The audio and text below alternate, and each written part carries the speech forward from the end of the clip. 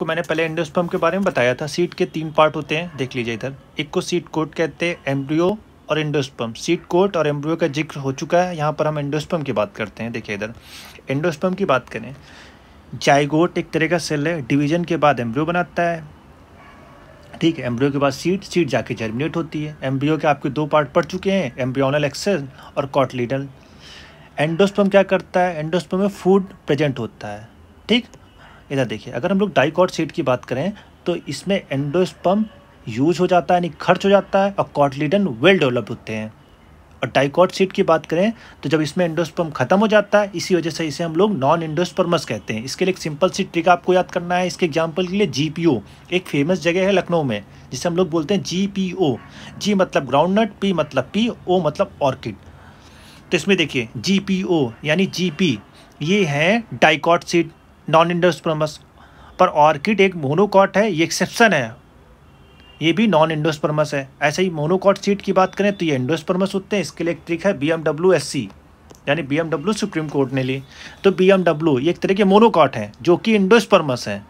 पर आपको 2 एक्सेप्शन भी याद करना है, सनफ्लावर और कैस्टर।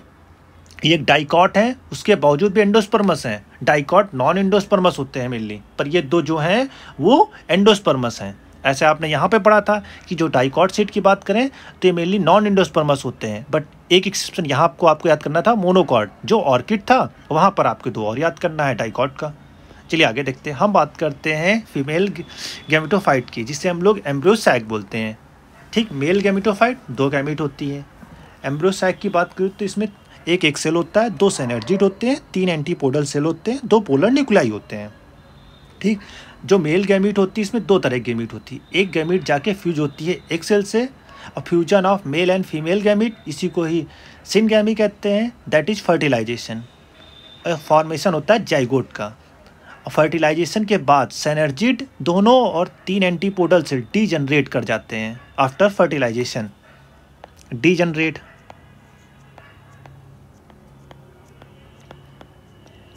और जो दूसरी गैमीट है वो जाके फ्यूज होती है 2 पोलर न्यूक्लियाई से, यानी दोनों पोलर न्यूक्लियाई आपस में फ्यूज करके सेकेंडरी न्यूक्लियस बनाते हैं, फ्यूज करके ये पेन बनाता है। यहाँ पर 2 बार फर्टिलाइजेशन होता है, इसी वजह से इसी हम लोग कहते हैं double fertilization is unique character for angiosperm, यानी फ्लावरिंग प्लांट।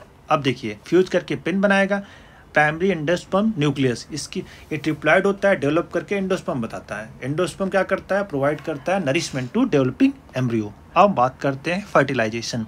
फर्टिलाइजेशन के बाद के प्रोसेस जाइगोट बनता है। आपको पता है फर्टिलाइजेशन के बाद ही ऑक्सीजन का लेवल ज़्यादा हो जा रहा था, तो ओवरी से फ्रूट बन रहा था, और ओवल से सीड।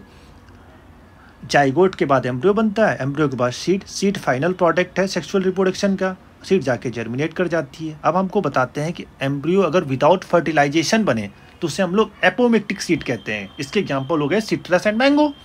अगर सीड बिना फर्टिलाइजेशन के बने तो उसे हम लोग एपोमिक्सिस कहते हैं। इसके एग्जांपल हो गए एस्टेरेसी एंड ग्रासेस। ऐसे ही अगर हम फ्रूट की बात करें, फ्रूट में बिना फर्टिलाइजेशन के बने तो पार्थेनोकार्पी।